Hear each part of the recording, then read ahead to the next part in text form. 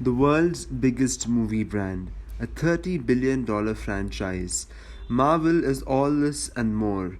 No other franchise has come close to toppling it or to capturing its iconic value, despite Marvel's recent stumbles. But this doesn't mean that all is well with Marvel, even with the blockbuster success of Deadpool and Wolverine. Box office performance of Marvel films has steadily been on the decline. When once they used to dominate the top 10 highest grossing films every year, today it is a surprise if a Marvel film becomes a blockbuster. Before Deadpool and Wolverine, the only Marvel film that had huge success was Guardians of the Galaxy 3, another farewell from James Gunn and his crew.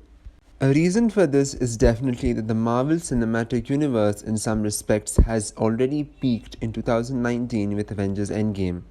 The build up to Endgame, with some 20 odd films building up characters like Iron Man, played by the great Robert Downey Jr., Captain America, Hulk, the rest of the Avengers crew, Thor, Black Widow, Black Panther, Spider Man, etc., was a perfect culmination of whatever was mostly popular in the comic book universe of shared universes.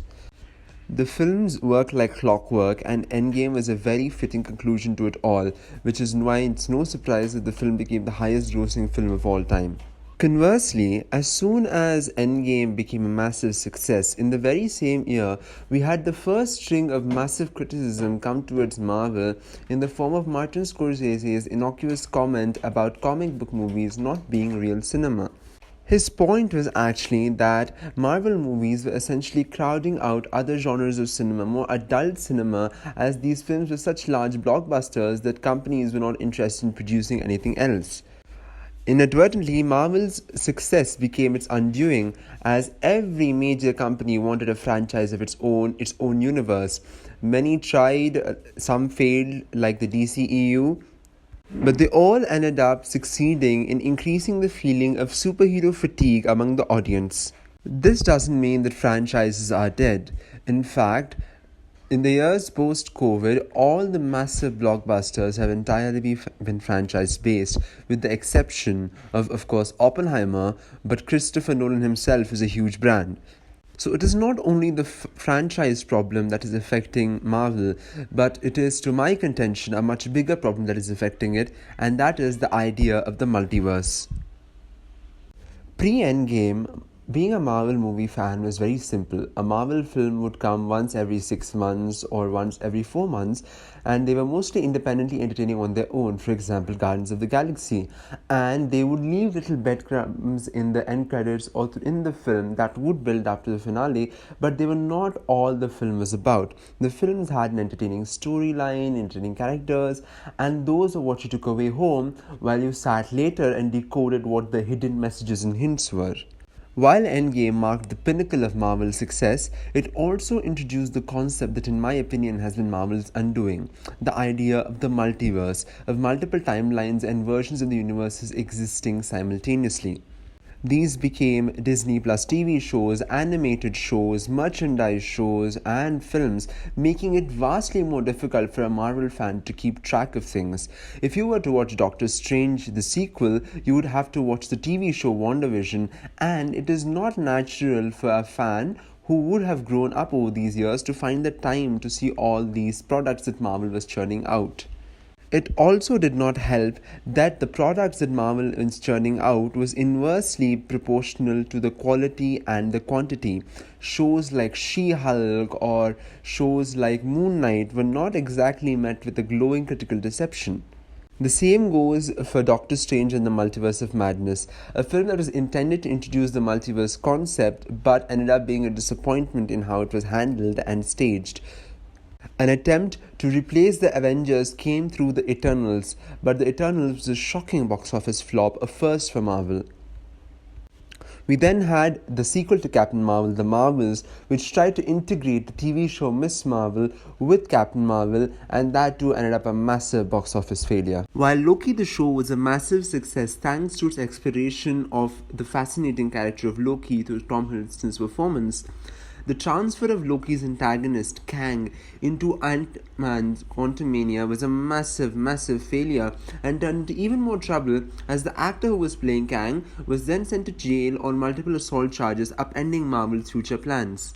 Marvel's plans were also upended by the sudden and tragic death of Chadwick Boseman, who played Black Panther, turning the entire script of Black Panther 2 into an elegy for T'Challa's death instead of the continuation it would have been otherwise. In the face of diminishing returns, Marvel has done what its parent company Disney has widely been accused of, a cash grab or nostalgia.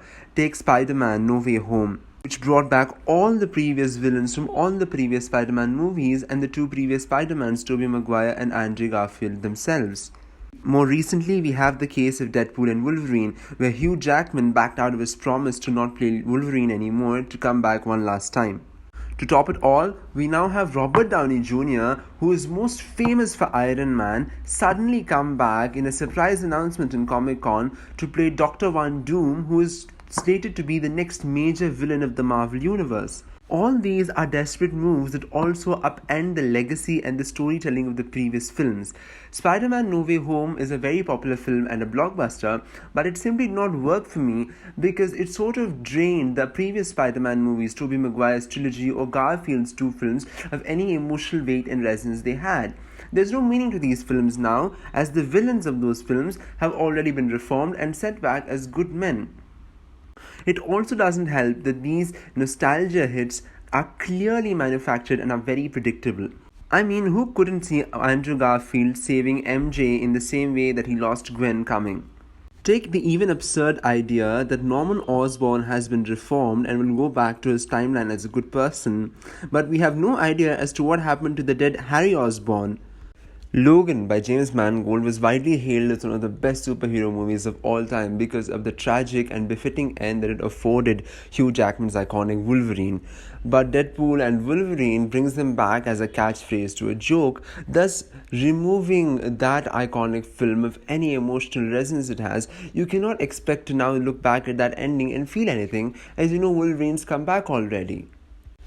The same is the case with Robert Downey Jr. as Dr. Doom.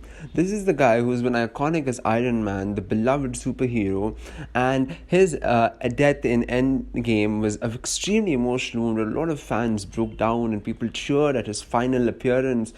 But now he's back again playing a different character, as though this is Tropic Thunder, where he's a dude disguised as another dude playing another dude.